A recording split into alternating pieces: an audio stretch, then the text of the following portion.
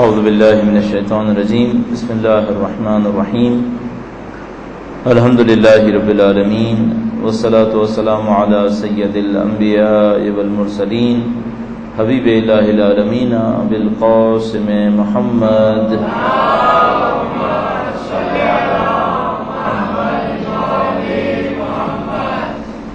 وعلى آلہ الطیبین الطاہرین سیما بقیۃ اللہ فی الارضین.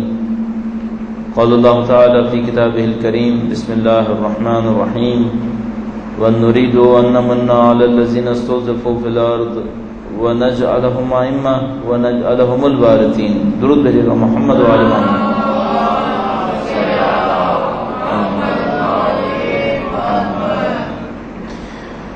خدا تعالیٰ نے انسان کو عقل اور شعور کی نعمت سے نوازا ہے، اور جو کچھ دنیا کے اندر انجام پاتا ہے وہ انسان نے اپنے عقل اور شعور کے ذریعے سے انجام دینا ہے. آپ نے یہاں پہ تشریف فرمائے، آپ زندگی میں جو دوسرے کاموں کو انجام دیں گے ان تمام کے اندر خدا تعالیٰ کی دی ہوئی صلاحیت کو استعمال کریں گے، اور اسی صلاحیت کے ذریعے سے ہم اور آپ اللہ کی حجت کو پہچانتے ہیں. خدا تعالیٰ نے ہماری ہدایت کے لیے کس کو بھیجا ہے، کس سے ہمارا رابطہ رہنا ہے.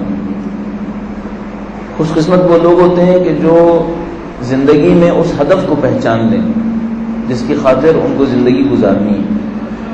بدقسمت وہ ہے کہ جو زندگی گزارتا چلا جائے اور اس کو یہ پتہ نہ چلے کہ میں نے زندگی گزارنی کس کام کے لیے. اور یہ سب کا سب ایک خاص وقت پہ جا کر انسان کے سامنے واضح ہونا ہے. بالکل ایسے ہی جیسے میں اور آپ بچوں کے امتحان میں دیکھتے ہیں. ایک بچہ کسی امتحان کے لیے واقعی تیاری کرتا ہے، تیاری کرنے کے بعد اس امتحان کا ایک اچھا نتیجہ حاصل کرتا ہے، اور اچھا نتیجہ حاصل کرنے کے بعد وہ اور اس کے ملحقہ افراد اس کے اوپر فخر کر رہے ہوتے ہیں. اور ایک وہ بچہ ہوتا ہے کہ جو اپنے امتحان کو گزار دیتا ہے کسی بھی صورت میں، اور نتیجے کے آنے کے بعد سوائے افسوس کے کچھ باقی نہیں رہتا. ہم تمام انسان اسی طریقے سے ہیں. ہم سب ایک امتحان سے گزر رہے ہیں، اور مرنے سے گویا چند منٹ پہلے اس امتحان کا نتیجہ اعلان ہونا شروع ہو جاتا ہے. مرنے سے کچھ چند منٹ پہلے کا ٹائم ہے جس میں انسان کی دنیا کی زندگی ختم ہو جاتی ہے، برزخ کی زندگی شروع ہو جاتی ہے. اور جو کچھ اب تک چھپا ہوا ہوتا ہے وہ ان چند لمحات میں انسان کے سامنے کھلنا شروع ہو جاتا ہے. بہت واضح سی مثال میں اس طرح سے عرض کیا کرتا ہوں کہ میں اور آپ حتیٰ اس وقت اس جگہ پہ موجود کسی فرشتے کو نہیں دیکھ پا رہے، نہ فرشتوں کو دیکھا ہے آج تک، احتمال کبھی ایسا ہی ہے، اور نہ اب تک پہچانا ہے. لیکن مرنے سے تھوڑی دیر پہلے یہ سارے چیپٹرز کھلنا شروع ہو جاتے ہیں. لہذا آیت اللہ خانصاری ایک بڑے عالم تھے، متقی پرہیزگار تھے. آیت اللہ مرشی نجفی بھی اسی طریقے سے، ان کے ساتھ بھی ایسے ایک واقعہ شبیہ پیش آیا. مرنے سے کچھ وقت پہلے کہنے لگے کہ کون کہتا ہے اسرائیل کی صورت اچھی نہیں ہے؟ صورت بہت اچھی ہے، کوئی بری صورت میں نہیں ہے. اور اس کی وجہ کیا ہے؟ مجھے کہ موت کے فرشتے کو دیکھ پا رہے ہیں، موت کے فرشتے سے مل پا رہے ہیں، اور وہ ان کو پہلے سے آ کر اطلاع دے رہا ہے کہ مثال کے طور پر یہ واقعہ آپ کے ساتھ ہونے والا ہے. تو وہ فرشتے کو دیکھنا اور لوگوں سے پوچھ رہے ہیں کہ کیوں لوگ اس طرح سے مشہور کر رہے ہیں کہ شکل اچھی نہیں ہے؟ نہیں، شکل بہت خوبصورت ہے. اب اس دنیا میں کامیابی ملنی کس سے، کس محور کے اوپر، کس اصول کے اوپر کامیابی ملنی ہے؟ خدا تعالیٰ نے کتاب ارسال فرمائی ہے، شریعت ارسال فرمائی ہے. اس کتاب اور شریعت کو بھیجنے کے لیے ایک حجت کو بھیجا ہے. لگتا ہے سارا کا سارا محور شریعت اور کتاب کے ساتھ ساتھ وہ حجت کی ذات ہے. جو حجت کی ذات سے جتنا نزدیک ہے اتنا کامیابی یقینی ہے، اور جو اس ذات سے دور ہے پھر چاہے زمین آسمان ایک کر لے اس کی کسی عمل کا کوئی حساب کتاب نہیں ہے. جیسے ہمارے پاس روایت مشہور ہے کہ اتفاقاً ایک آدمی کے ساتھ واقعہ بھی ایسا پیش آیا، ایک پرہیزگار کے ساتھ، کہ اسے کہیں موقع ملا کہ امام وقت کے حضور پہنچے اور ان سے کچھ سوال کر سکے.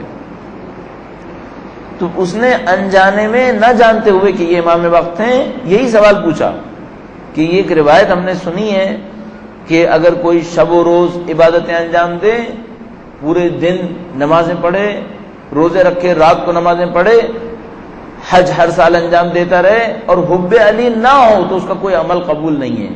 کیا صحیح ہے؟ امام نے فرمایا بالکل صحیح ہے، بغیر حب علی کے کوئی عمل قبول نہیں ہوگا. گویا حجت کی ذات ہے جو محور بن جاتی ہے۔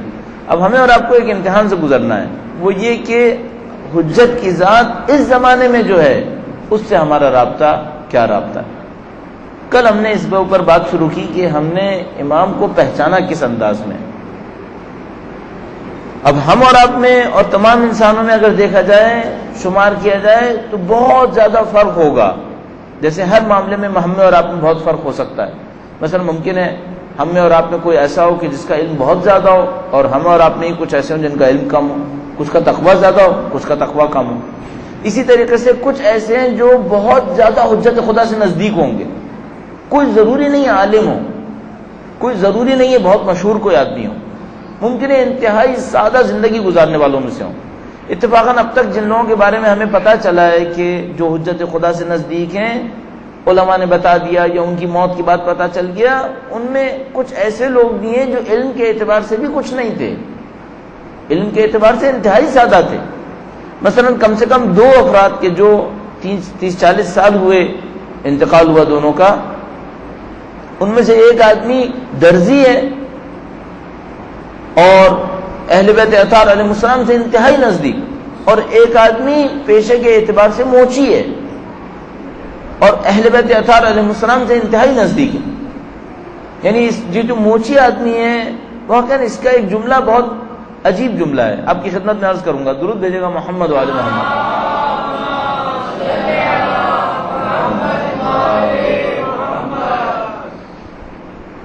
ایک موقع پر امام تشریف فرما ہوئے ہیں اس کے پاس، اور گویا ہر ہفتے امام تشریف لاتے تھے، ہر ہفتے امام تشریف لاتے تھے۔ ایک موقع پر امام علی مقام سوال کرتے ہیں انہی صاحب سے کہ جو پیشے کے اعتبار سے موچی ہے، پوچھتے ہیں اگر میں نہ آؤں تو کیا ہوگا؟ کہا دیکھو میں تمہارے پاس ہر ہفتے آتا ہوں، اگر ایک ہفتے نہ آؤں تو کیا ہوگا؟ اس نے تھوڑا سا غور کیا، سوچا، سوچنے کے بعد کہا مولا اگر آپ نہیں آئے تو میں انتظار میں مر جاؤں گا، میں جدائی برداشت نہیں کر سکتا، میں آپ کا عاشق ہوں، آپ اگر نہ آئے میں مر جاؤں گا۔ امام نے فرمایا اسی خاطر تمہارے پاس آتے ہیں، تمہارے اندر عشق اتنا شدید ہے۔ ایک جملہ وقت کے امام سے منسوب ہے، اور اس میں اس طریقے سے ہوا کہ کوئی آدمی، روایت میں ہے کہ چھٹے امام کے پاس آیا اور اس نے ایک سوال کیا، درود بھیجے گا ان کی ذات مقدس میں۔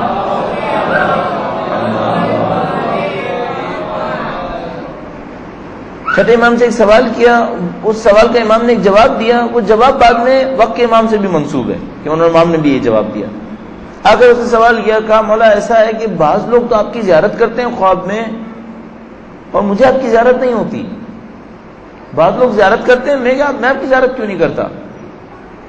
امام نے فرمایا کہ ایک دن پیاسے سو جاؤ، کل پانی پیے بغیر پیاسے سو جاؤ۔ کہنے لگا ٹھیک ہے۔ ایک اور جگہ شاید مجھے یاد آتا ہے امام نے کہا کہ نمکین مچھلی کھاؤ اور پیاسے سو جاؤ، کچھ اس طرح سے کہا، نمکین مچھلی کھانے سے پیاس بڑھ جاتی ہے۔ ایسے ہی ذہن میں آ گیا، بعض اوقات شیعت کی مظلومیت سنانے کی خاطر آپ کی خدمت میں عرض کر رہا ہوں۔ حجاج بن یوسف بہت جابر انسان تھا، بہت ظالم انسان تھا۔ اس نے ایک زندان بنایا ہوا تھا، بہت بڑا زندان تھا، جیسے جیل ہوتی ہے، جیل کی طرح کے نہیں تھے، ایک بہت بڑا علاقہ تھا، اور بغیر کسی چھت کے، بغیر کسی سائے کے، اس کے اندر اہل بیت کے ماننے والوں کو رکھتا تھا۔ ان کو دن بھر نمکین مچھلی دی جاتی تھی اور نمکین پانی دیا جاتا تھا، نمکین مچھلی دیتا تھا، نمکین پانی دیتا تھا۔ جسم میں نمک زیادہ ہو تو پیاس بہت زیادہ لگتی ہے، اگر نمک بڑھ جائے پیاس بہت زیادہ لگتی ہے۔ جو سمندر کا پانی ہے یہ بہت قاتل ہوتا ہے، سمندر کا پانی اگر انسان پیاسا ہو، سمندر کا پانی پی لے تو وہ سمجھتا ہے میں پانی پیوں گا تو پیاس ختم ہوگی، پیاس ختم نہیں ہوتی اور پیاس بڑھ جاتی ہے، پھر وہ اور پیتا ہے تو اس کا نمک انسان کے جسم کو نقصان بھی پہنچاتا ہے اور پیاس اور بڑھتی رہتی ہے، یہاں تک کہ شدت پیاس سے اور نمک کے زیادہ ہونے سے مر جاتا ہے۔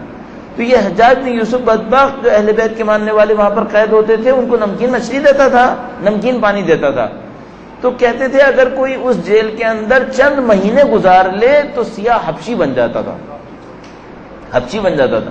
چند مہینے گزارنے کے بعد آہستہ آہستہ اس کے جسم کی توانائیاں ختم ہو جاتی تھی، اگر بچ بھی جاتا تھا تو لوگ باہر آنے پر پہچان نہیں پاتے تھے کہ یہ وہی انسان ہے جو چند مہینے پہلے اس کی جیل میں گیا تھا۔ اس حد تک ظلم و جبر تھا۔ بہرحال امام علی مقام نے ارشاد فرمایا کہ مثلا اس طرح سے فرمایا کہ پیاسے سو جاؤ یا نمکین مچھلی کھا کے سو جاؤ۔ اگلے دن امام کے پاس آیا، امام نے فرمایا تم نے خواب میں کیا دیکھا؟ کہنے لگا مولا میں تو ساری رات پانی دیکھتا رہا، چونکہ میں پیاسا سو گیا تھا، ساری رات خواب میں پانی دیکھتا رہا۔ امام نے فرمایا کہ اگر ایک گلاس پانی کے برابر ہمیں تلاش کرتے تو ہم بھی تمہارے خواب میں آتے، ایک رات پیاسے سوئے تھے۔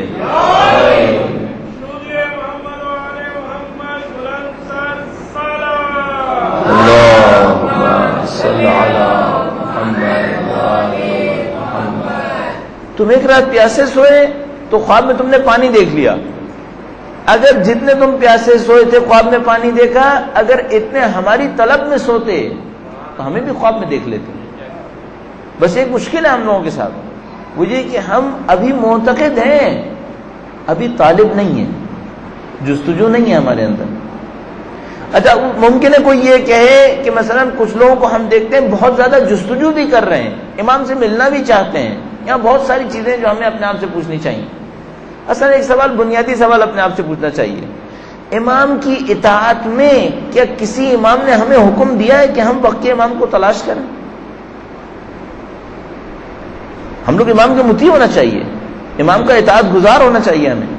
آیا کسی امام نے ہمیں یہ حکم دیا ہے کہ غیبت کے زمانے میں غائب امام کو، بظاہر یہ غائب امام اصطلاح استعمال کرنا اچھا نہیں ہے، لیکن چونکہ انسانوں کی ذہنوں کو عادت پڑ گئی ہے اس لیے میں استعمال کر رہا ہوں، آیا کسی امام نے حکم دیا ہے کہ جو امام غیبت میں اس کو تلاش کرو کہاں پر ہے؟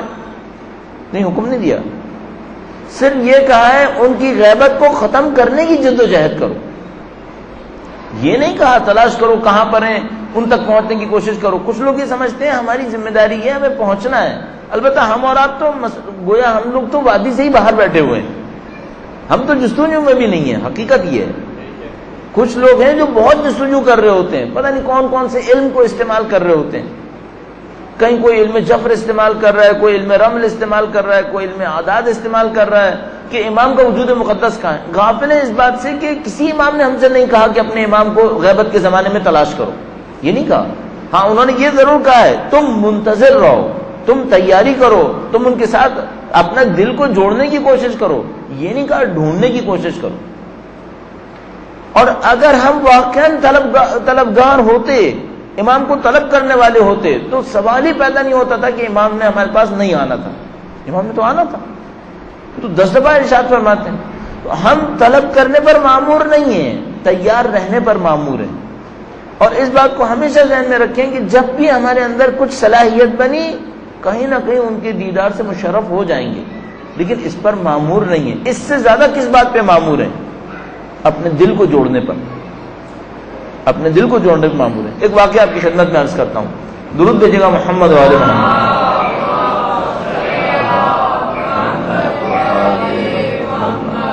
اور سارا ہدف وہی ہے جو کل بیان ہوا، ہم چاہ رہے ہیں چند دنوں کے نتیجے میں ہمارا دل وقت کے امام کے نزدیک پہنچے، دل جڑ جائے کسی طریقے سے۔ کیوں؟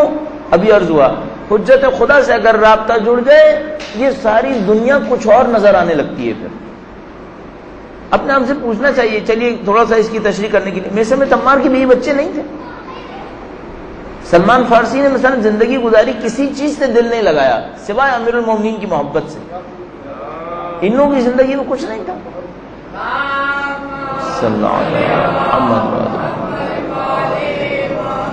سب کچھ تھا لیکن ایک محبت تھی، ایک گویا آنکھ تھی جو ان کے دل میں لگی ہوئی تھی، وہ امیر المومنین سے رابطے کی وجہ سے۔ جب اس آنکھ کو اپنے اندر احساس کرتے تھے، دنیا کو کسی اور طرح دیکھتے تھے۔ اب ہم اور آپ کچھ لوگوں کو جانتے ہیں، مثلا ہم میں سے اکثر لوگوں نے آیت اللہ بہجت کا نام سنا ہے، آیا ہم دنیا کو ویسے ہی دیکھتے ہیں جیسے وہ دیکھتے تھے؟ یہ وہ دیکھ رہے ہیں؟ ایسا نہیں ہے، ہم جانتے ہیں ہم لوگوں کے لیے دنیا بہت کچھ ہے، ہمارے لیے دنیا بہت مختلف ہے، ممکن ہے ہمارے لیے اپنی دنیا کے 1% سے گزرنا ممکن نہ ہو، اور وہ لوگ جب چاہیں اپنی دنیا چھوڑنے کو تیار ہو جاتے ہیں۔ تو کیوں دنیا ان کو کچھ اور لگتی ہے، ہمیں کچھ اور لگتی ہے؟ ہم مثلا ایک دن مستحبی روزہ رکھنے لگیں گے، 10 کیوں رکاوٹیں دیکھیں گے، وہ لوگ پوری پوری زندگی رکھتے رہتے ہیں۔ ہم ایک مستحب نماز پڑھنے کی کوشش کریں گے، نافلہ نماز پڑھنے کی کوشش کریں گے، زندگی مشکل ہو جائے گی، وہ لوگ ساری زندگی عبادتیں کرتے رہتے ہیں۔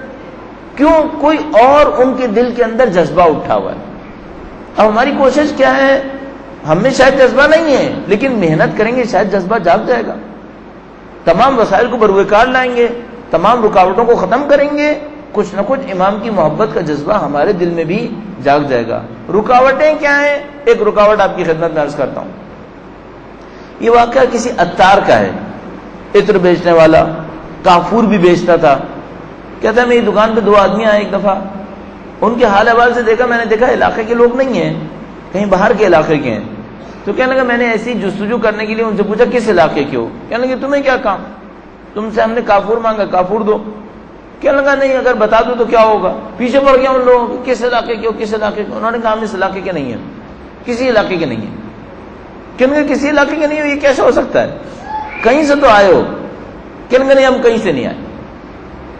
کہنے لگے یہ کیسے ہو سکتا ہے؟ جب بہت زیادہ پیچھے پڑا انہوں نے کہا ہم امام حجت کے نوکر ہیں، خادم ہیں، ان کی خدمت پہ مامور۔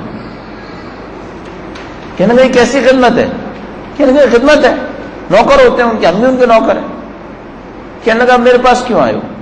کہنے لگا کوئی مر گیا ہے، امام وقت نے حکم دیا ہے کہ جا کے اس کو کفن دیں، غسل دیں، کافور دیں، کافور لینے آئے تمہارے پاس۔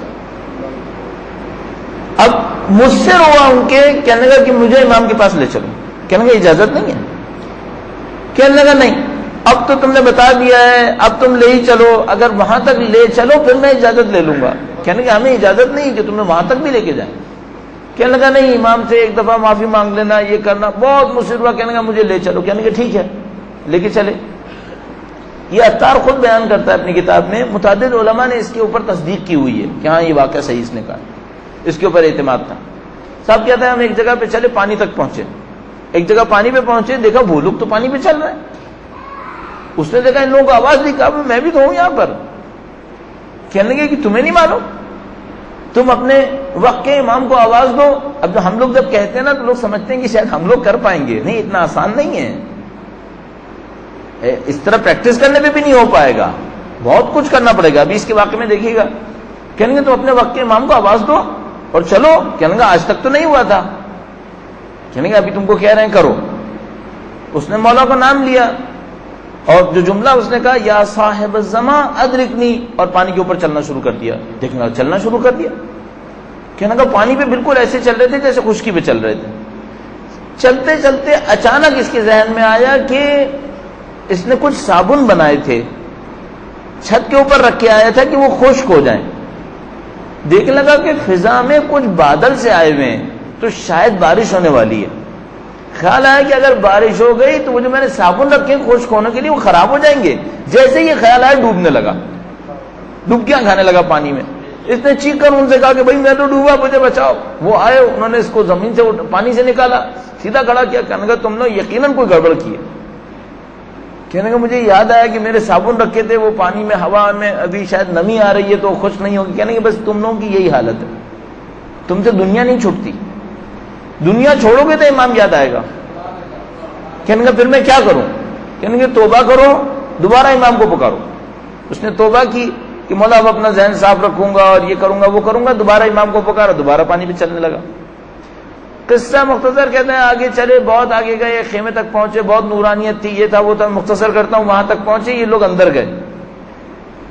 کہنے لگا مجھے اندر سے آواز آئی کہ انہوں نے امام سے پوچھا کہ مولا ایک آدمی عطار ہے جس سے ہم نے کافور لیا ہے، اس نے کافور دیا، آپ سے ملنا چاہتا ہے، آئے مل لے۔ فرمایا نہیں، عربی میں ایک جملہ استعمال کیا، فرمایا اس کو واپس بھیج دو، هو الرجل صابونی، یہ رجل، یہ مرد صابن کا مرد ہے، یہ ہمارا مرد نہیں ہے،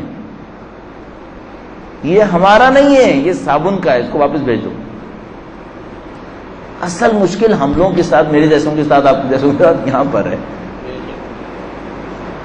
ہم میں سے کوئی صابن کا ہے، کوئی گاڑی کا ہے، کوئی گھر کا ہے، کوئی نوکری کا ہے، کوئی پیسے کا ہے، کوئی اولاد کا ہے، ہم سب اس دنیا کے ہیں، اور اس امام تک پہنچنے کے لیے بس اس امام کا ہونا ضروری ہے۔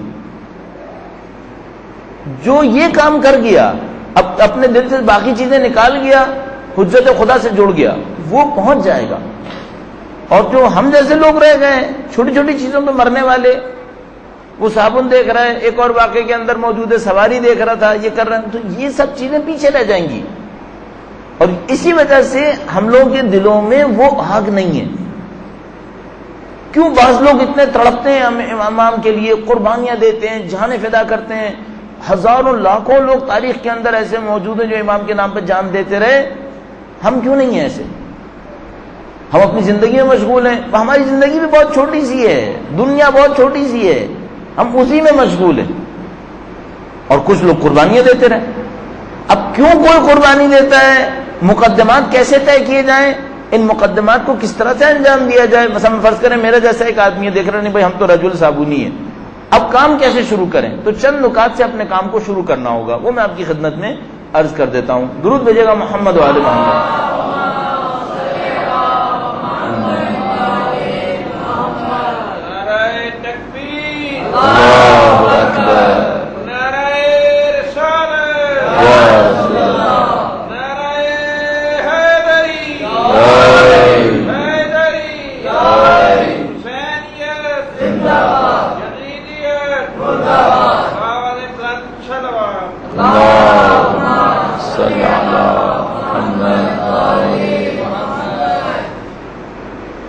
حقیقت یہ ہے کہ ہم لوگ یہ جو نعرے بھی لگاتے ہیں نا، اس میں بھی ہمیں نہیں معلوم ہم کیا کہہ رہے ہیں. ہم لوگ ان نعروں کو بھی نہیں جانتے. ہم اہل بیت اطہار علیہ السلام کے سوائے ناموں کو نام سے زیادہ نہیں جانتے. ہم نہیں جانتے. کل میں نے آپ کی خدمت میں ایک جملہ عرض کیا تھا کہ وہ 3 عیسائی لڑکے برف کے نیچے دبے ہوئے تھے، حضرت عیسیٰ کو پکار رہے تھے. حضرت عیسیٰ کو پکارتے ہیں، حضرت عیسیٰ علیہ السلام حضرت مریم کو حضرت عیسیٰ کو پکارتے ہیں. حضرت عیسیٰ علیہ السلام فرماتے ہیں دور میرا دور نہیں ہے، دور رسول خدا کا دور ہے. پوچھتے ہیں اب کیا کریں؟ داستان اس طرح سے شروع ہوتی ہے. پہلے حضرت مریم کو پکارتے ہیں. حضرت مریم سے کہتے ہیں کہ آپ کے صاحبزادے اللہ کے نبی تھے، آپ ہمیں نجات دیں. حضرت عیسیٰ علیہ السلام سے توسل کرواتی ہیں. حضرت عیسیٰ سے توسل کرتے ہیں. حضرت عیسیٰ علیہ السلام کہتے ہیں دور میرا دور نہیں ہے، نبی کا دور ہے، میرا دور ختم ہو گیا، اس نبی کا دور ہے، اس نبی سے توسل کرو تمہیں نجات مل سکتی ہے. کہا نبی سے توسل کیسے کریں؟ یہ عوام مجتہدی جن کا میں نے کل تذکرہ کیا تھا ان کا واقعہ ہے. آسٹریا کے اندر، آسٹریا یورپ کا ایک ملک، کہنے کہ نبی سے توسل کیسے کریں؟ حضرت عیسیٰ علیہ السلام نے ان عیسائیوں سے کہا اس نبی کی ایک صاحبزادی ہیں ان کے نام سے توسل کرو. کہا اگر ان کی صاحبزادی سے توسل کریں گے تو کیا ہوگا؟ فرمایا ان کا بیٹا اس وقت مالک ہے، ان کا بیٹا مالک ہے، وہ کریں گے جو کچھ کریں گے، ہم کچھ نہیں کر سکتے. حضرت مریم نے کہا میں کچھ نہیں کر سکتی. حضرت عیسیٰ علیہ السلام نے کہا ہم کچھ نہیں کر سکتے، دور نبی کا دور ہے، نبی کی صاحبزادی ہے، ان کا ایک بیٹا ہے، امام کا نام لیا، وہ ہیں سب کچھ کرنے والے، وہ کریں گے. اگر تم نے توسل کرنا ہے ان سے توسل کرو. انہوں نے توسل کیا، یہاں تک کہ امام نے ان کو بھیجا کہ جاؤ ان کو نکال کے لاؤ. انہوں نے ہم سے توسل کیا. کتنے ہی واقعات ایسے موجود ہیں. یہ کب ہوتا ہے؟ ہم لوگوں کے ساتھ کیوں نہیں ہوتا؟ پہلی چیز ہم لوگوں کو درکار ہے اپنے ضمیر کو کچھ پاکیزگی تک لانا پڑے گا. بہت سادہ سی بات ہے، 2 اور 2 4 کی طرح. وہ یہ کہ جو علماء اخلاق بھی بیان کرتے ہیں دل کی پاکیزگی کے سلسلے میں، وہ یہ کہ دل ایک ایسے برتن کی مانند ہے جو اگر گندا ہو تو اس کے اندر دودھ نہیں ڈالا جا سکتا.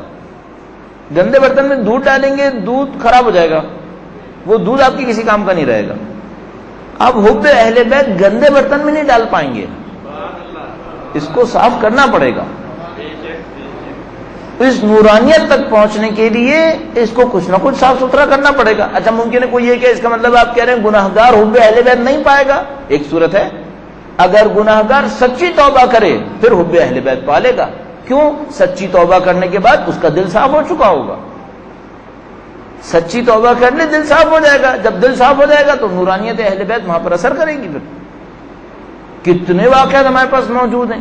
کوئی آدمی انتہائی گناہگار تھا، ایک کسی خاص موقع پہ پھنستا ہے، اہل بیت اطہار علیہ السلام سے توسل کرتا ہے اور وہ کہتے ہیں دیکھو اگر تمہیں یہ توسل میں کامیابی چاہیے اس عادت کو ترک کرو، تم یہ غلط کام کرتے ہو، اس غلط کام کو ترک کرو. اگر اس کو ترک کرو گے، اس سے توبہ کرو گے، ہم تمہاری مدد کریں گے، تم اس قابل بن جاؤ گے کہ مدد حاصل ہو. بس پہلا کام کہاں سے شروع کرنا چاہیے؟ پہلا کام استغفار، پہلا کام گناہوں سے دوری. میں اور آپ واقعی زندگی میں کوئی تبدیلی چاہتے ہیں حجت خدا کی طرف چند قدم بڑھائیں، شروع یہاں سے کرنا پڑے گا. زندگی میں استغفار سے شروع کرنا پڑے گا. ہم اور آپ اچھا ممکن ہے کوئی یہ کہ اتنی شرائط بتائیں گے کہ ہم نہیں کر پائیں گے. ابھی ممکن ہے اگر کوئی بیمار ہو, کسی کو شوگر ہو, ڈاکٹر کے پاس جائے تو ڈاکٹر اس سے پہلی چیز کیا کہے گا, دوائی یا پرہیز؟ پہلی چیز کہے گا پرہیز. کہے گا میری دوائی بھی اس وقت کام کرے گی جب تم پرہیز کرو گے. ایک شوگر کی بیماری سے بچنے کے لیے 10 پرہیز بتاتا ہے, اور ہم حجت خدا تک پہنچنے کے لیے کوئی پرہیز نہ کریں, جبکہ وہ شوگر سے بیماری سے بچائے گا تو کیا ہوگا, 10 سال کم ہوتے تھے اب 10 سال بڑھ جائیں گے, اس سے زیادہ کچھ نہیں ہوگا, خبر اپنی جگہ پہ رہے گی. اور اگر ہم حجت خدا تک پہنچ گئے تو معاملہ 10 سال کا نہیں ہے, معاملہ لاکھوں سال کا ہے. پھر لاکھوں سال کی پاکیزگی ملنے والی ہے. تو شروع کہاں سے کریں گے؟ شروع بظاہر یہاں سے کریں گے کہ پہلے گناہوں کے مقابلے میں ایک استغفار ہونی چاہیے. استغفار کا طریقہ کار کیا ہے؟ آیا محض استغفر اللہ ربی واتوب الیہ من کل ذنب مثلا کہہ دینا کافی ہے؟ ہاں 70 دفعہ روزانہ کہنا چاہیے, عادت بنا لیجئے. ممکن ہے ہم اور آپ سمجھیں ہمارے پاس وقت نہیں ہے, نہیں, وقت بے تحاشا ہے, توجہ نہیں, وقت بہت زیادہ ہے. ہم میں سے کوئی اتنا مصروف نہیں ہے جس کی زندگی میں وقت نہ ہو. پھر اس کام کی اہمیت کو دیکھیں تو سارا وقت ہی وقت ہے, اگر اہمیت سمجھ میں آ جائے. وہی مسئلہ ہے, آگ اندر ہو تو پھر ساری مشکلات جھیلنا آسان ہے, اگر آگ نہ ہو تو پھر نماز پڑھنا بہت سخت ہے. قرآن کریم فرماتا ہے وَإِنَّهَا لَكَبِيرَةٌ إِلَّا عَلَى الْخَاشِعِينَ, یہ نماز بہت سخت رہتی ہے مگر ان لوگوں کے لیے جن کے دلوں میں اللہ نے خضوع خشوع ڈال دیا, وہ نماز بڑی عشق سے پڑھتے ہیں. استغفار کرنا کافی ہے, لفظ سے استغفار کرنا کافی نہیں ہے. لفظ سے استغفار کرنا ضروری ہے. کم از کم روٹین بنا لیں اپنے دن کے کسی بھی حصے میں, کسی بھی وقت میں, حتیٰ مثلا آتے جاتے ہوئے. مثلا فرض کریں آپ مثلا بس پہ جاتے ہیں یا آپ کسی سواری پہ جاتے ہیں, روٹین بنا لیں, گھر سے نکلوں گا سواری تک پہنچتے پہنچتے مثال کے طور پر 70 دفعہ استغفار کہوں گا. یہ استغفار زبان سے کہنا ابتدا ہے. اصل میں کیا کرنا پڑے گا؟ اصل میں یہ کرنا ہوگا کہ جتنی بھی گناہ سے کمائی ہوئی ہے پہلے اس کو ہٹانا پڑے گا, پہلے اسے ختم کرنا پڑے گا. یہ جہاد سخت ترین جہاد ہے جو یہاں سے شروع ہوتا ہے. گناہ کی استغفار لفظ سے کر لینا بہت آسان ہے. مثلا آج رات میں بیٹھ جاؤں کہوں 700 دفعہ استغفر اللہ کہوں گا, کہہ لوں گا, کیا مشکل ہے. لیکن گناہ کی استغفار عمل سے کرنا یہ بہت مشکل کام ہے. عمل سے استغفار کیسے ہوتی ہے؟ مثلا فرض کریں میرے پاس یہ ایک چیز ہے جو غصبی ہو, کوئی میری نہیں کسی کی غصبی ہے. پہلی استغفار کیا ہے؟ پہلی یہ کہ اس کی جس کی ہے اس کو پلٹاؤ. کسی کا مال ہاتھ میں ہے واپس کرو, کسی کی کوئی چیز ہاتھ میں ہے واپس کرو اس کو. استغفار کا پہلا حصہ حقوق الناس کو پلٹا دینا. آپ نے کسی کا دل دکھایا ہے, معذرت کریں. یہ سخت ترین کام ہے. یہ جو لوگ بھاگ جاتے ہیں اس معاملے میں, آگے نہیں آتے. کیوں لوگ معنویت میں آگے نہیں آتے؟ اس کا مزہ اتنا ہے کہ کیا دنیا کی کسی چیز میں مزہ ہوگا. آپ کی خدمت میں شاید پہلے کبھی عرض کیا ہو کہ کوئی مثلا یہ لوگ جو واقعاً عشق ہے جن لوگوں کو عبادتوں سے, یہ دنیا کی عجیب و غریب سختیاں جھیلتے ہیں اپنی نمازوں کے لیے, اپنے عشق کے لیے. کسی عالم کے واقعے میں لکھا تھا کہ 8ویں امام کے روضے کے اوپر تشریف لے گئے, برف آ رہی تھی, رکوع میں کھڑے ہوئے, جب نوکر آیا لے کے کہ ان کو واپس لے کر جائے, دیکھا کمر کے اوپر برف کی موٹی تہ جمی ہوئی ہے. اتنی موٹی تہ برف کی کمر کے اوپر جم گئی ہے. کیوں؟ ایک رکوع میں ذکر کرتے کرتے غرق ہو گئے اسی کے اندر. ہم ذکر 3 دفعہ سے زیادہ کریں, سبحان ربی العظیم وبحمدہ 10 چیزیں ذہن میں آنے لگتی ہیں, اسی کے دوران ہی آتی ہیں. ایک ہی دفعہ بھی کریں تب بھی آتی ہیں. ہم کیوں نہیں ہیں ایسے؟ وہ اندر وہ ابھی آگ نہیں ہے. کیوں نہیں ہے؟ یہ جو گناہ کا ڈھیر اندر لگا ہوا ہے یہ ہمارے دلوں میں مہلت نہیں دے رہا ہے. پہلا کام کیا کرنا ہوگا؟ ان گناہوں سے توبہ کرنی پڑے گی, ان سے توبہ کرنی پڑے گی. جتنا جو کچھ پیچھے آگے ہوا ہے ان سب سے استغفار کرنا, یہ سب سے بڑا مرحلہ ہے. اور اگر کوئی یہ کام کر دے باقی آسان ہے, باقی آسان ہے. آیت اللہ بہجت ایک جملہ بہت خوبصورت ارشاد فرماتے ہیں, کہتے ہیں اگر خدا تک پہنچنا شروع سے آخر تک مشکل ہوتا تو اللہ جو اتنا رحم دل ہے وہ اپنے بندوں کو مشکل میں نہ ڈالتا. کوئی ماں اپنے بچوں کو مشکل کام کہتی ہے؟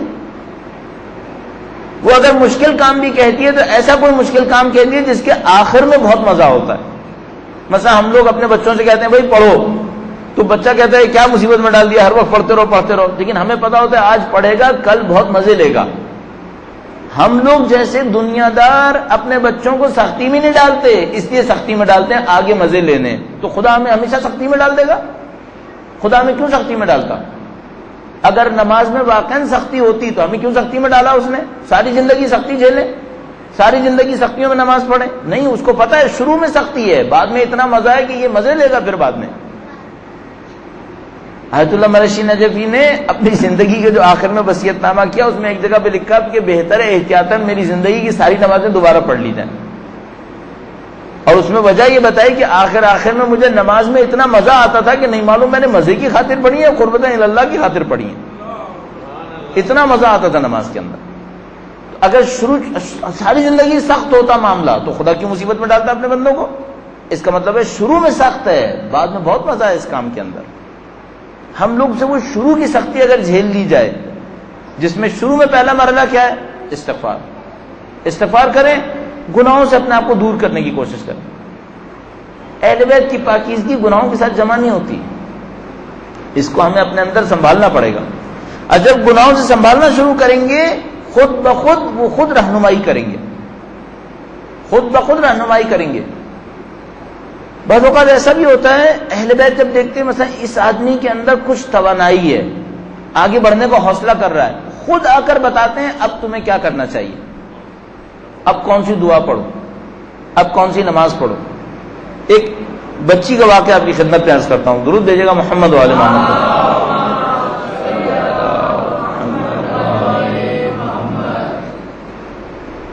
قم میں ایک زمانے میں بڑی شہرت ہو گئی صاحب کہ چائنا سے ایک بچی آئی ہے علم دین حاصل کرنے کے لیے. چائنا کی بچیاں تھیں، چائنا سے آئی ہوئی کچھ بچیاں قم میں تھیں جو علم دین حاصل کرتی تھیں. اس کے آنے پر بڑی شہرت ہوئی. اس کی وجہ یہ ہے کہ وہ کسی بھی پرانے کانٹیکٹ کے بغیر وہاں پہنچ گئی تھی، اور اس کو پہنچانے میں خود آیت اللہ بہجت نے بہت محنت کی تھی. یعنی انہوں نے گورنمنٹ سے کہا کہ اس کو لے کر آؤ. تو جب وہ پہنچی تو لوگوں نے اس سے انٹرویوز لی کہ بھائی تمہارے اندر خاص بات کیا ہے بھائی کہ مثلا وہ اتنا بڑا عارف آدمی جو ہے وہ تمہاری خاطر حکومتی اہلکاروں سے کہہ رہا ہے جا کے اس کو لے کر آؤ. تو اس نے بتایا کہنے کی کہ اس کا انٹرویو بعد میں مختلف جگہوں پہ چھپا تھا، کہنے کی کہ میں ہمیشہ آسمان دیکھتی تھی اور آسمان دیکھ کر کہتی تھی کہ اے وہ جو آسمانوں کا مالک ہے مجھے بتا دے تو کون ہے. کہتی تھی میں ہمیشہ ہی کہتی تھی کہ یہ جو آسمان ہے یہ بغیر مالک کے نہیں ہے، ان آسمانوں کا کوئی مالک ہے، مجھے نہیں معلوم کون ہے. تو میں اس مالک سے کہتی تھی کہ اے مالک مجھے بتا دے تو کون ہے. بہت فریاد کرتی تھی، ہمیشہ اسی بات کو کہتی رہتی تھی کہ آسمانوں کا مالک مجھے بتا دے کہ تو ہے کون. یہاں تک کہ اس بچی کو باقاعدہ امام نے آ کر ہدایت فرمائی ہے کہ تمہیں قم آنا ہے، قم آؤ اور وہاں پہ علم دین حاصل کرو. اور اس کے بعد یہ چائنا کی آئی ہوئی بچی ہمارے امام کے نام کو لوگوں کے سامنے لیتی تھی کہ انہوں نے مجھے ہدایت دی کہ مجھے یہاں پر آنا ہے، جس نے اپنی زندگی میں کبھی اسلام نہیں سنا. کبھی کبھی انسان تعجب سے سوچنے لگتا ہے کہ امام آسٹریا میں بیٹھے ہوئے آدمی کو نجات دیں گے، چین میں بیٹھی ہوئی کسی بچی کو نجات دیں گے، میں اور آپ جو اتنا اہل بیت کے ساتھ ہیں ہمیں کچھ نہیں ملے گا، ہمیں کچھ نہیں ملنا. ملنا ہے تھوڑا سا ہمیں اپنے آپ کو قابل بنانا ہے، ملنے کے قابل بنانا ہے. ملنے کے قابل بنائیں گے وہ ہمیں بھی بتائیں گے. جب وہ اس بچی کو بتا سکتے ہیں اور اتنے لوگوں کو پوری دنیا کے اندر، یعنی عالم یہ ہے کہ امام نے کسی کو نجات دی کسی موقع کے اوپر، اس نے کہا مولا آپ نے مجھے نجات دی، آپ نے یہ کیا، آپ نے وہ کیا، آج رات میرے ساتھ رک جائیے، آج رات میرے ساتھ کھانا کھا لیں. امام نے کوئی اس قسم کا جملہ فرمایا کہ ابھی جو تم مجھ سے کہہ رہے ہو ہزاروں لوگ ایسے ہیں جو مجھے اسی وقت پکار رہے ہیں، ہزاروں لوگ اس وقت پکار رہے ہیں مجھے. اتنے امام کے چاہنے والے دنیا کے اندر، امام ایک ایک آدمی کے اوپر نظر کریں، ہم پہ نظر نہیں کریں، کیسے ہو سکتا ہے؟ ہمارے ساتھ مشکل کیا ہے؟ ہم میں وہی جو چھٹے امام نے ارشاد فرمایا پانی کی برابر بھی طلب نہیں ہے، ایک گلاس پانی کے برابر بھی طلب نہیں ہے ہمارے اندر. اگر ایک گلاس پانی کے برابر پیاسے ہوتے امام کے تو امام ہمیں نہ چھوڑتے. شروع کہاں سے کرنا ہے؟ استغفار کرنا، گناہوں سے دوری اختیار کرنا۔ اچھا ممکن ہے کوئی یہ کہ بھائی گناہوں سے دوری کیسے کر سکتے ہیں؟ کوئی نہ کوئی گناہ تو کریں گے، ہاں گناہ تو کریں گے، گناہ گار ہیں ہم لوگ، گناہ تو کر لیں گے، لیکن اگر گناہ کو ترک کرنے میں سچے ہوئے تو اس گناہ پر شرمندہ بھی ہوں گے، پھر روٹین میں نہیں کریں گے۔ پھر مثلا ابھی مثال کے طور پر دنیا میں کون سا ایسا انسان ہے جو معصومین کے علاوہ کیا میں نے کوئی گناہ نہیں کیا؟ سب نے گناہ کیا، معصومین علیہ السلام کے علاوہ سب گناہ گار ہیں، لیکن کیا ان کے ہر گناہ کے اوپر اہل بیت سارے تعلقات توڑ دیتے ہیں؟ نہیں، سارے تعلقات نہیں توڑتے، ان کو سمجھاتے ہیں کہ تم نے غلطی کی ہے، تمہیں استغفار کرنا چاہیے۔ ہمیں بھی ایسے ہی کرنا ہے، اپنے گناہوں کی استغفار کریں گے، نہ کرنے کا عزم کریں گے، پھر اگر گناہ بھی کریں گے اہل بیت ہمیں سمجھائیں گے کہ بھئی تم نے غلطی کی ہے۔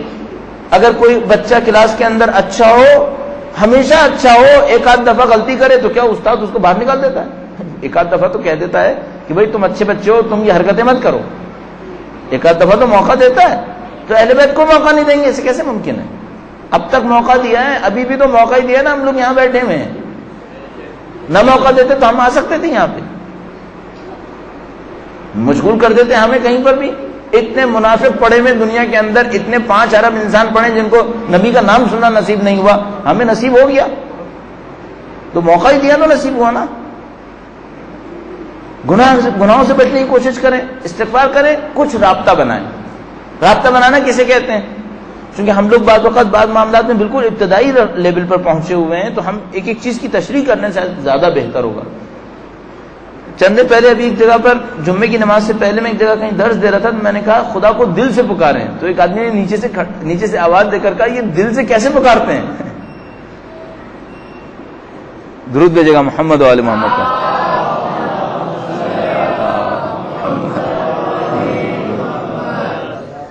بڑھ دیگا درود بھیجے محمد و آل محمد کا۔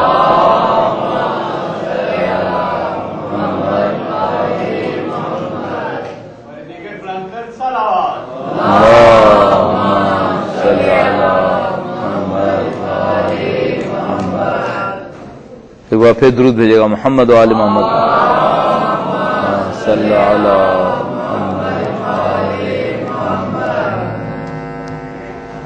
درود بھیجے محمد و آل محمد کا۔ صلی اللہ محمد۔ تو بات ہوئی کہ استغفار کریں گے، گناہوں سے بچنے کی کوشش کریں گے، اور اس کے ساتھ ساتھ امام کے ساتھ کوئی رابطہ بنانے کی کوشش کریں گے۔ اچھا اب سوال یہ تھا کہ رابطہ ہوتا کیسے ہے؟ لگتا ہے جب تک ہم لوگ پاکستان میں ہیں یہاں بجلی کا مسئلہ رہے گا اور ہر سال بڑھے گا، اور یہ جتنے وعدے کر رہے ہیں 2009 میں صحیح ہو جائے گا، 2010 میں صحیح ہو جائے گا، نہ یہ خود انسان بنیں گے نہ بجلی صحیح رہے گی نہ یہ خود انسان بننے والے ہیں نہ یہ ملک کا کام صحیح کریں گے، یہ ایسے ہی رہنا ہے۔ اللہ کرے امام جلد از جلد تشریف لے آئیں تاکہ یہاں حالت بہتر ہو جائے کسی طریقے سے۔ تو ہم لوگوں کو بھی عادی ہو جانا چاہیے۔ بس اب ایک لطیفے کے طور پہ آپ یہی کہتے ہیں نا بھائی یہ مت پوچھا کرو لائٹ کب جائے گی، یہ پوچھا کرو لائٹ کب آئے گی، اس میں ایڈجسٹ کرنے کی کوشش کریں بار۔ تو پہلا کام کیا کریں؟ گناہوں سے استغفار۔ دوسرا کام کیا کریں؟ امام کے ساتھ رابطہ بنائیں۔ امام کے ساتھ رابطہ کیسے بنایا جاتا ہے؟ پہلا کام امام کے وجود کو حاضر و ناظر سمجھنا، پہلا کام۔ اصل ہماری زیارتوں میں بھی دم نہیں رہا ہے، زیارتوں میں بھی دم نہیں رہا ہے۔ کیوں؟ زیارت بھی جب پڑھتے ہیں تو یہ نہیں سوچتے امام سامنے، جبکہ وہ حاضر ناظر ہیں، ہر چیز کے اوپر نظارت ہے ان کی، ہر چیز پر ان کی نظر ہے، ہر چیز کا علم ان کے پاس ہے۔ کل ہم نے آپ کی خدمت میں اسی لیے ابتدان کچھ روایتیں پڑھی، پہلے سے آپ جانتے ہیں لیکن ان روایتوں کو اس لیے پڑھا تاکہ معاملہ ٹھوس ہو جائے کہ ہاں بھائی اہل بیت نے خود فرمایا ہے۔ اب ہم یہ سوچ رہے ہوں کہ سب کچھ امام وقت کے ہاتھ میں ہے تو ہمارا دیکھنے کا انداز کچھ اور ہوگا۔ ہم اور آپ چونکہ دنیا کے عادی ہو گئے ہیں تو ہم اس بات کو بھول جاتے ہیں کہ سب کچھ امام کے ہاتھ میں ہے۔ ان باتوں سے بہت زیادہ ہم لوگ غفلت کرنے لگے ہیں۔ یعنی مثال کے طور پر آپ اور میں جب ایران جاتے ہیں یا مثلا حج پہ جاتے ہیں یا عراق زیارتوں پہ جاتے ہیں تو ہم یوں احساس کر رہے ہوتے ہیں جیسے اہل بیت اطہار علیہ السلام کی سرزمین پر ہیں۔ مثلا ابھی اگر آپ کربلا جائیں آپ کربلا جائیں زیارت کے لیے, وہاں آپ کو کوئی مشکل پیش آ جائے, آپ سب سے پہلے کسے پکاریں گے؟ سید الشہداء کو پکاریں گے, کربلا کی زمین پہ کھڑے ہیں, صحیح ہے. آیا اتنے ہی جذبے سے کراچی میں بھی پکارتے ہیں؟ تو پتہ نہیں کیوں ہم لوگوں کے دماغ میں یہ آتا ہے یہ کربلا ہے نا, یہاں امام حسین زیادہ ہے. کیا لاہور میں نہیں ہے کیا؟ لاہور میں بھی تو وہی ہے, وہ مالک ہیں جہاں کہیں بھی ہوں. کیا ان کے لیے زمین کے ادھر یا ادھر ہونے سے کوئی فرق پڑنا ہے کیا؟ نہیں. پہلی چیز جو ہمیں اور آپ کو سمجھنی پڑے گی وہ یہ کہ امام حاضر و ناظر ہیں, ہر چیز کے اوپر گرفت ان کی ہے. وہ جس زمانے میں فرعون مصر کا حاکم تھا اور حضرت موسیٰ علیہ السلام فرعون کے دربار میں گئے, ایک لاٹھی ان کے ہاتھ میں تھی, جسم کے اوپر پھٹے ہوئے کپڑے تھے, اس وقت بھی مالک کون تھا؟ اس وقت بھی فرعون مالک نہیں تھا, مالک حضرت موسیٰ ہی تھے. فرعون کو اجازت دی ہوئی تھی خدا متعال کے اذن سے کہ اس ظالم کو اجازت دے دو کہ جو کرنا ہے کر لے. وہ قارون دنیا بھر کی دولتیں اپنے ہاتھ میں رکھے ہوئے حضرت موسیٰ علیہ السلام کے سامنے کھڑا ہوا, جب دولت لے کر آئے تو لوگ ڈر گئے, لوگ اس کی دولت میں مرنے لگے. تو قرآن کریم ارشاد فرماتا ہے بعض لوگوں نے کہا کاش ہمارے پاس بھی قارون کی طرح دولت ہوتی. جس وقت وہ قارون اپنی ساری دولت دکھا رہا تھا لوگ اس سے مروب ہو رہے تھے. اس وقت حاکم کون تھا؟ حاکم حضرت موسیٰ تھے. ابھی آج دور کس کا ہے؟ مثال کے طور پر آج دنیا کی طاقتوں کا دور ہے. آج وہ امریکہ بھی ہے اور آج دوسرے ممالک بھی ہیں, اور پاکستان کے اندر فلاں کی حکومت ہے, اس کی حکومت, اس کی حکومت. ان تمام کے ہوتے ہوئے پوچھے مالک کون ہے, حاکم کون ہے؟ آیا ہم واقعاً اس کی حکومت کو سمجھ رہے ہیں؟ ہم ان کی حکومت کو واقعاً احساس کرتے ہیں؟ نہیں, دنیا میں غرق ہو جاتے ہیں. اب میں آپ کی خدمت میں اور سادہ سی مثال عرض کروں. اگر اصولی طور پر دیکھیں, ٹھیک ہے لائٹ گئی ہے, آیا ان کے کلام میں تاثیر نہیں ہے؟ تاثیر ہے, سب کچھ صحیح ہو سکتا ہے. ہم میں اتنا یقین ہے؟ ہم میں یقین کی کمی ہے. اگر اس یقین کے ساتھ ہوتے اہل بیت اطہار علیہ السلام کی خدمت میں, یہ سب کچھ بھی صحیح ہو جانا چاہیے تھا. کتنے ہی واقعات ہمارے پاس موجود ہیں اور آپ اور ہم اچھی طرح جانتے ہیں کہ مثال کے طور پر ایک آدمی کہیں ریگستان میں کھڑا ہوا ہے, بیابان میں کھڑا ہوا ہے, اور ماڈرن ٹائمز کے اندر, یعنی جدید دور کے اندر, جرمنی میں ایک آدمی وہ بیان کرتا ہے. ایک اس طرح سے واقعہ لکھتے ہیں کہ یہ میں واقعات آپ کی خدمت میں اس لیے عرض کر رہا ہوں تاکہ آپ کی ہمت بندے یہ سوچنے کے لیے کہ بھائی آج کے زمانے میں بھی امام نصرت کرتے ہیں, گاڑیوں اور مشینوں کے دور میں بھی نصرت ہوتی ہے. ہم لوگ یہ سمجھتے ہیں پتہ نہیں وہ اونٹوں کا دور تھا شاید اس میں نصرت ہوتی تھی. وہ جناب علی ایک آدمی نے لکھا, کہنے لگا کہ میں کہیں ایران میں جا رہا تھا ایک آدمی کے ساتھ, بس میں تھا, تو وہ لڑکا جوان سا تھا, وہ ڈرائیور کے پاس آیا, کہنے لگا گاڑی روکو مجھے نماز پڑھنی ہے. کہنے لگا میں نہیں روکوں گا. کہنے لگا نہیں روکنی پڑے گی, مجھے نماز پڑھنی ہے, گاڑی روکو. کہنے لگا اگر نماز ہی پڑھنی ہے نا تھوڑی دیر کے بعد ایک ہوٹل آئے گا وہاں روکوں گا. کہنے لگا نہیں مجھے گاڑی یہیں رکوانی, گاڑی روکو. اور جناب لڑنا شروع ہو گیا اس سے, گاڑی روکو گاڑی روکو. اس نے اتنا چیخم چلائی کی اس کے ساتھ کہ بات تو میں سے بڑی ہاتھا پائی پہ پہنچنے لگی. بلاخر اس ڈرائیور نے کہا اس کا دماغ خراب ہے, گاڑی روک ہی لی.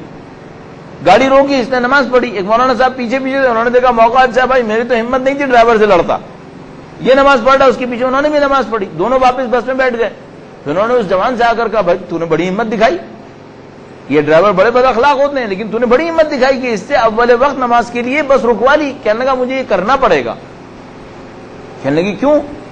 کہنے لگا میں نے امام وقت کے امام سے وعدہ کیا ہے کہ میں اول وقت نماز پڑھوں گا. کہنے لگا اچھا یہ وعدہ ہم نے بھی نہیں کیا شاید, لیکن تم نے وعدہ کیسے کیا؟ اس پر اس آدمی نے سنایا. کہنے لگا میں جرمنی میں تھا, ایک یونیورسٹی میں پڑھتا تھا, ایک دور کے علاقے میں رہتا تھا, ایک اور جگہ یونیورسٹی میں پڑھتا تھا. ہر روز ایک بس سے آتا تھا, اس یونیورسٹی تک آنے کے لیے ایک ہی بس آتی تھی. کہنے لگا جس دن میرا آخری امتحان تھا میں بس میں بیٹھا کہ یونیورسٹی پہنچوں تاکہ امتحان دوں, وہ بس بیچ میں خراب ہو گئی. بس بیچ میں خراب ہو گئی اور میں نے دیکھا بھائی میرا آخری امتحان ہے, اگر میں اس امتحان میں نہیں پہنچوں گا سارا سال بیکار ہو گیا میرا, اتنا پیسہ میں نے خرچ کیا, اتنی مصیبتیں اٹھائیں, یہ سب ختم ہو گیا میرا. وہ جناب علی کہنے لگا کہ میں بے بس کھڑا تھا, بس خراب ہو گئی ہے, وہ ڈرائیور اتر گیا, سب لوگ اتر گئے, بچے ادھر ادھر کھیلنے لگے, گویا کسی کو کوئی مشکل ہی نہیں ہے اور ساری مصیبت میرے اوپر ٹوٹ رہی ہے کہ میرا امتحان ضائع ہو رہا ہے. کہنے لگا اچانک مجھے یاد آیا کہ ٹھیک ہے بھائی جرمنی ہے لیکن میں تو شیعہ ہوں, امام کا تو ماننے والا ہوں. صلی علی محمد. کہنے لگا جرمنی ہوا تو کیا ہوا, ہم تو کہتے ہیں ہمارے مولا ہر جگہ ہیں, تو یہاں پر بھی تو نصرت ہو سکتی ہے. کہنے لگا میں نے سوچا کہ میں امام کو پکاروں کس نام سے, کس عنوان سے پکاروں, آج تک میں نے کبھی پکارا ہی نہیں اتنا ڈھنگ سے. اس مصیبت میں جو اس میں آج پڑھتا ہوں ایسا کبھی پھنسا ہی نہیں تھا. اب امام کو میں کیا واسطہ دوں, میں گناہ گار آدمی, یہ ہوں وہ ہوں. کہنے لگا میں نے دل میں ایک عہد کیا, میں نے عہد کیا کہ مولا اگر آج میری آپ نصرت کر دیں تو ساری زندگی نماز اول وقت پڑھوں گا. کہنے لگا میں نے دل میں عہد کر لیا کہ مولا اگر آج آپ نے مجھے بچا لیا اس مصیبت سے, ساری زندگی نماز پڑھوں گا اول وقت. کہنے لگا تھوڑی دیر میں نے دیکھا ایک آدمی آئے, انہوں نے اس ڈرائیور سے جرمن لینگویج میں ہی کہا, پوچھا کیا مسئلہ ہے. کہنے لگا گاڑی خراب ہو گئی ہے. فرمایا میں دیکھتا ہوں. کہنے لگا کہ انہوں نے وہی بونٹ اٹھایا, بس کا آگے کا حصہ تھا اس کو اٹھایا, اس کے بعد ڈرائیور سے بجائے کہ اندر کچھ کرتے, ڈرائیور سے کہا تم بیٹھو چلاؤ. تو اس نے کہا کہ مجھے نہیں لگتا کہ یہ چلے گی. انہوں نے اسی سے جرمن لینگویج میں ہی کہا کہ نہیں تم چلاؤ اور یہ چل جائے گی. وہ جناب ڈرائیور بیٹھا اور اس نے سوئچ آن کیا, گاڑی چلنے لگی. اس کے بعد دیکھا کہ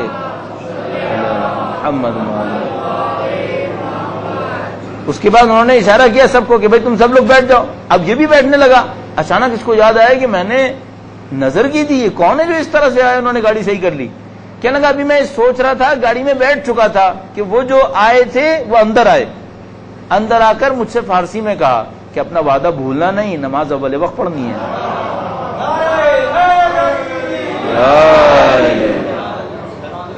کہنے لگا جیسے انہوں نے یہ کہا میں لپکا کے پاؤں پہ گروں, غائب, ختم, گاڑی چلنا شروع ہو گئی.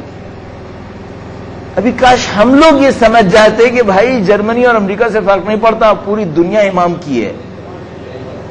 مشین اور گاڑی اور یہاں گدھا گاڑی کا بھی کوئی مسئلہ نہیں ہے, ساری دنیا امام کی ہے. ہمیں یہ بات سمجھ میں نہیں آ رہی. صرف کیا ہے یہ یقین اگر ہمیں ہو جائے. اچھا اس کے بعد ہم لوگ کے ساتھ ایک اور مشکل بھی ہے, اب جگہ جگہ امام کو پکاریں گے. بس سے لیٹ ہو رہا ہوں, مولا مجھے بس مل جائے کسی طریقے سے. اچھا واقعا کیا امامت اس لیے ہے کہ ہماری چھوٹی چھوٹی مشکلات بھی حل ہو جاتی, لیکن اصل میں اس کے لیے نہیں ہے, اصل میں رہنمائی کے لیے, زندگی کو خدا کے راستے کی طرف لانے کے لیے امامت ہے, نہ کہ میری اور آپ کی مادی مشکلات کو حل کرنے کے لیے.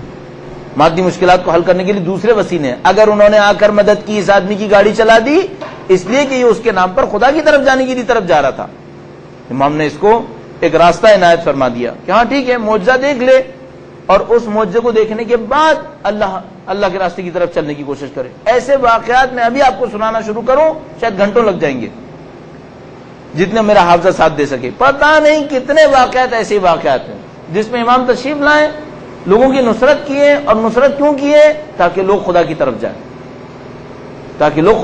جائیں, اب ہم اور آپ اپنے آپ سے ایک سوال پوچھیں, ہم اور آپ کیا امام سے یہ کہہ رہے ہیں امام آپ پرسنلی میرے لیے آئیں پھر میں خدا کی طرف جاؤں گا, یا بہتر یہ ہے کہ ہم ان کی محبت کے ناطے ویسے ہی خدا متعال کی طرف جانے کی کوشش کریں, محب بنے, عاشق بنے, اور اگر ہم خود ہی اہل بیت اطہار علیہ السلام کے راستے کے اوپر چلتے ہوئے خدا کی طرف بڑھنے کی کوشش کریں, یہ ہمیں قرب دے دے گا, یہ ہمیں ان کی نظروں میں محترم کر دے گا.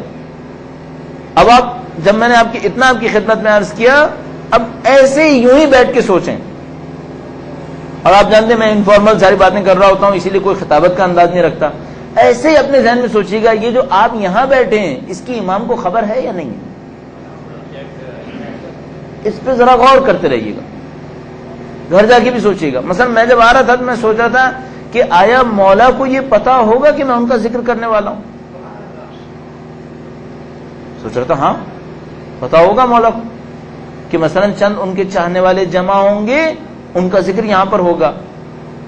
تو اپنے دل سے میں اب اپنے لیے یہ سوچ رہا ہوں کہ کیا بہتر نہیں ہے ہم یہیں بیٹھے بیٹھے اپنے مولا کے ساتھ کوئی وعدہ کر رہے ہیں.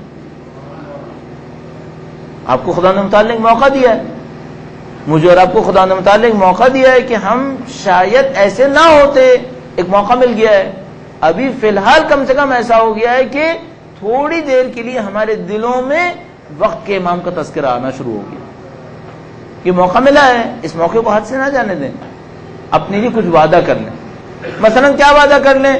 اس لڑکے کو گاڑی چلوانی تھی، اس نے کہا مولا نماز اول وقت پڑھوں گا، میری گاڑی چلوا دیں.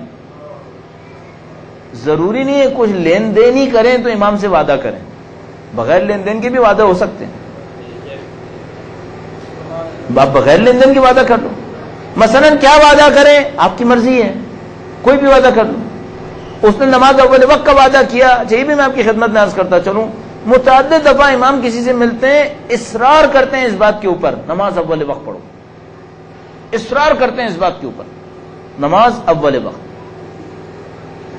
ایک آدمی کسی قافلے سے رہ جاتا ہے، اس واقعے کو علامتاً آپ کی خدمت میں عرض کر رہا ہوں، بعد میں اس کے اوپر گفتگو عرض کروں گا. ایک آدمی کہیں قافلے سے رہ جاتا ہے تو دیکھتا ہے کہ کوئی اور سید تشریف لائے ہیں. پوچھا کیا مشکل ہے؟ کہنے لگا میں قافلے سے رہ گیا ہوں، قافلہ بہت دور چلا گیا، راستے میں بہت سارے راہزن ہیں اور میں اکیلا جاتے ہوئے بہت ڈر رہا ہوں. امام نے فرمایا نافلہ پڑھو، نافلہ نمازیں پڑھو تو مشکل حل ہوگی. یہ نافلہ نمازیں پڑھنے لگتا ہے، تھوڑی دیر میں امام پھر دوبارہ تشریف لاتے ہیں، کہتے ہیں کیا ہوا نہیں گئے ابھی تک؟ کہنے لگا مولا مجھے ابھی تک کوئی نہیں ملا لے جانے والا. فرمایا عاشورہ پڑھو، زیارت عاشورہ پڑھو.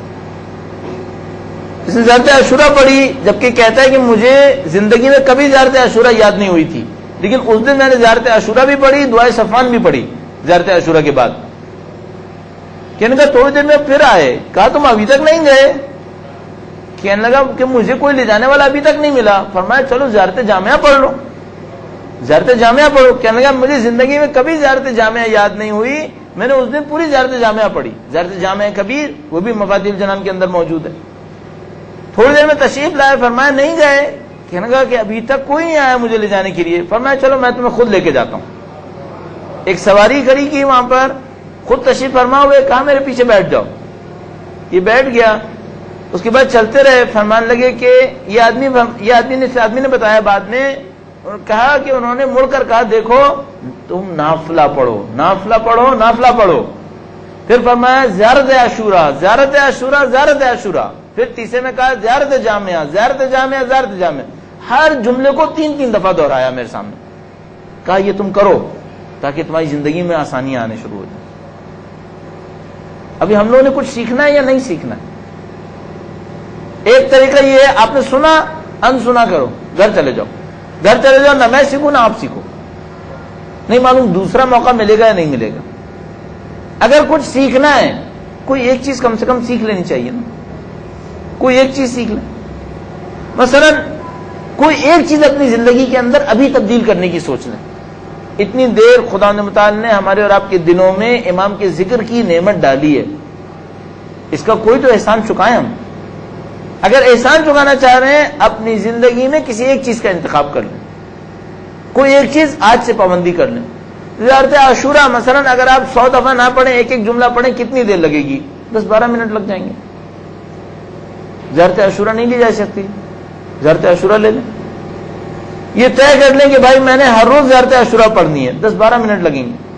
ابھی بہت ساری چیزیں بتاؤں گا. مجھے جو ابھی تک احساس ہوا ہے، 24 سال ہو گئے مجھے دینی طالب علم بنے ہوئے. اس 24 سالہ طالب علمی کے دور میں میں نے چند باتیں سیکھی ہیں جن کے اوپر میرا سمجھ لو کہ یقین کی حد میں پہنچ رہا ہوں. ان میں سے ایک یہ بات سیکھی ہے کہ اگر کوئی ہر روز زیارت عاشورہ پڑھے تو بہت گمراہی میں کبھی بھی نہیں جا سکتا، راہ راست پہ رہے گا. اگر کوئی ہر روز زیارت عاشورہ پڑھے گناہ اس کو گمراہ نہیں کر سکتا. یہ آدمی کبھی نہ کبھی سید الشہداء کے صدقے میں سمجھ جائے گا کہ میں گناہ میں پڑ گیا، واپس بچ جائے گا. ہاں اگر زیارت عاشورہ چھوٹ گئی پھر کچھ نہیں معلوم، پھر کیا بنے گا کچھ نہیں معلوم. لہٰذا اگر آپ ہم جیسے طالب علم سے کچھ سیکھنا چاہتے ہیں، بزرگ تو کہتے ہی کہتے ہیں، امام نے ان کو فرما دیا، علماء اتنی زیادہ تاکید کرتے ہیں، لیکن کم سے کم 24 سال میں ہم نے بھی جو کچھ سیکھا اس میں یہ بات سیکھ لی ہے کہ اگر کوئی ہر روز زیارت عاشورہ پڑھے، چاہے 100 جملے نہ پڑھے، ایک ایک جملہ پڑھے، چاہے دعائے صفوان نہ پڑھے، صرف زیارت عاشورہ پڑھے، تب بھی سید الشہداء کے نام کی برکت ایسی ہے اس کو ڈوبنے نہیں دے گا. یہ نام بڑا عجیب نام ہے. میں نے عرض کیا نا، ہم اور آپ اہل بیت سے واقف نہیں ہیں، اہل بیت کے ناموں کو جانتے ہیں بس. ہم حسین جانتے ہیں، سید الشہداء کی حقیقت نہیں جانتے. یہ ہمیں نہیں معلوم یہ کیا ہے. ہم بی بی کا نام جانتے ہیں, بی بی کے نام کے پیچھے حقیقت کیا ہے یہ ہمارے بس کی بات نہیں ہے. ہم صرف قرائن جانتے ہیں, ہم حقائق کو نہیں جانتے. لہذا ابھی وقت کے امام کو بھی بس اتنا سمجھتے ہیں کہ کوئی ہے جو سبب المتصل بین الارض والسماء, زمین اور آسمان کے درمیان رابطے کا سبب بنا ہوا ہے. اتنا پتا ہے کہ کوئی ہے جس کے نام پر بیمنہ رزق الورا وبوجودہ ثبتت الارض والسماء. ہر جمعے میں سنتے ہیں یہ بیمنہ رزق الورا, اس کی برکتوں سے مخلوق کو رزق ملتا ہے, اس کی برکتوں سے مخلوق کو رزق ملتا ہے. اچھا ہم لوگوں کے لیے بہتر نہیں تھا ہر کھانا کھانے سے پہلے ایک دفعہ امام کا شکریہ کہہ دیتے؟ بہتر تھا نا. اس کی برکت سے کافر بھی رزق لے رہا ہے, اس کی برکت سے ہم بھی رزق لے رہے ہیں. ہم تو کم سے کم ماننے والا بنے نا. ابھی اگر سیکھنے کی بات کریں نا تو دو باتیں سیکھنے کی آج ہو گئیں. ایک زیارت عاشورہ, ایک یہی بات جو ابھی کہی. ہم یہ عہد کر سکتے ہیں ابھی کہ مولا آئندہ سے جب بھی دسترخوان پر بیٹھیں گے پہلے آپ کا نام لیں گے. کتنی دیر لگنی ہے اس میں؟ دیر بیر کا کوئی مسئلہ نہیں ہے, توجہ کا مسئلہ ہے. آپ کہاں سے شروع کریں؟ اگر آپ نے آج رات کا کھانا نہیں کھایا ہے تو آج رات سے ہی شروع کر دیں. جب بھی کھانا کھانے لگے بسم اللہ پڑھیں اور ایک دفعہ مولا سے کہ مولا آپ کے دم سے ملا ہے. اور ملا تو انہی کے دم سے ہے نا, سانس بھی لے رہے ہیں تو انہی کے واسطے فیض سے لے رہے ہیں, اور کچھ نہیں ہے. اور وہ ہمارے چاہنے والے بھی ہیں. ہم کتنے ہی نکمے نافرمان ہوں وہ ہمیں پھر بھی چاہتے ہیں. لہذا ابھی مصیبتوں میں پڑتے ہیں, بالآخر پکارتے ہیں, مدد کر دیتے ہیں. کتنی دفعہ ایسا ہوتا ہے ہم اور آپ واقعاً پس جاتے دشمنوں کے ہاتھوں. ہمارے دشمن بہت سنگ دل ہیں. یہ جو پارا چنار کے اندر حادثہ ہوا یہ ہم نے اور آپ نے دیکھ لیا. یہ اتنے قسی القلب ہیں کہ انہوں نے گردنیں اور ہاتھ پاؤں کاٹنے میں بھی دیر نہیں لگائی. یہ اتنے قسی القلب ہیں. سارے دشمن ایسے ہی ہیں. اگر امام کی نصرت نہ ہوتی ہم لوگ کچل جاتے ہیں. 1400 سال میں بچنا نہیں تھا ہم نے, لیکن اس امام کے نام نے کہیں نہ کہیں ہمیں محفوظ کیا ہوا ہے. اس سید الشہداء کے نام کی برکتیں ہم پر بہت زیادہ ہے, ہم لوگوں کو احساس نہیں ہے ابھی. تو یہ ہے کہ آپ جو یہاں پہ تشریف فرما ہوئے, اتنی دیر ہم بولنے کا کوئی وہ نہیں ہوتا, مسئلہ نہیں ہوتا. لوگ 2-2 4-4 گھنٹے بولتے رہے, کوئی مسئلہ نہیں ہے. تبدیلی کا مسئلہ ہے سارا. کیا تبدیلی آنے والی ہے؟ فرض فرمائیے آپ نے 2 تبدیلیاں آج حاصل کرنی. ایک زیارت عاشورہ, ہر روز زیارت عاشورہ پڑھنا شروع کر دی. دوسری, ہر کھانے کے وقت ایک دفعہ امام کو یاد کر لیں, ایک دفعہ امام کو یاد کر لیں. اچھا اگر کبھی بھول جائے تو کیا کریں؟ سونے سے پہلے یاد کر لو. اگر آپ مثلا دن بھر آپ نے کھانا کھایا بھول گئے, بعد میں یاد آیا کہ اچھا کھانا کھایا تو پھر بھی یاد نہیں کیا, سونے سے پہلے ایک دفعہ یاد کرو. امام کا شکر ادا کرو کہ مولا آپ کے دم سے کھایا ہے اور آپ کے دم سے لے رہے ہیں جو کچھ بھی کر رہے ہیں. اگر یہ بار بار کریں گے تو کیا ہوگا؟ ٹاپ پہ جائیں گے, کیا ہوگا؟ انتہا پہ چلے گئے تو کیا ہوگا؟ نوکر بن جائیں گے ان کے. انتہا یہ ہے کہ وہ اپنی نوکری میں لے لیں, اور ہم دنیا کے ان تمام جھنجھٹوں سے فارغ ہو کر امام کی نوکری میں چلے گئے. یہ ہماری اور آپ کی معراج بن جائے گی. خدا متعال سے دعا کرتے ہیں, پاک پروردگار تجھے واسطہ محمد و آل محمد کا اس قلیل سی عبادت کو ہم سے قبول فرما. اے پاک پروردگار تجھے واسطہ محمد و آل محمد کا دنیا اور آخرت میں اہل بیت کی ہمراہی نصیب فرما. اے پاک پروردگار تو نے ان کے ذکر سے نوازا ہے, ان کی ہمراہی ہم سب کو نصیب فرما. اے پاک پروردگار تجھے واسطہ محمد و آل محمد کا نسلاً بعد نسل ہمیں ہماری نسلوں کو اہل بیت کے بہترین اعوان و انصار میں قرار فرما. اے پاک پروردگار اہل بیت کے چاہنے والے دنیا میں جہاں کہیں بھی ہوں تو ان کی جان مال عزت و آبرو کی حفاظت فرما. اے پاک پروردگار بالاخص پارا چنار میں اہل بیت کے چاہنے والے سخت وقت سے گزر رہے ہیں, پاک پروردگار اس سخت وقت میں ان کو فتح و نصرت نصیب فرما.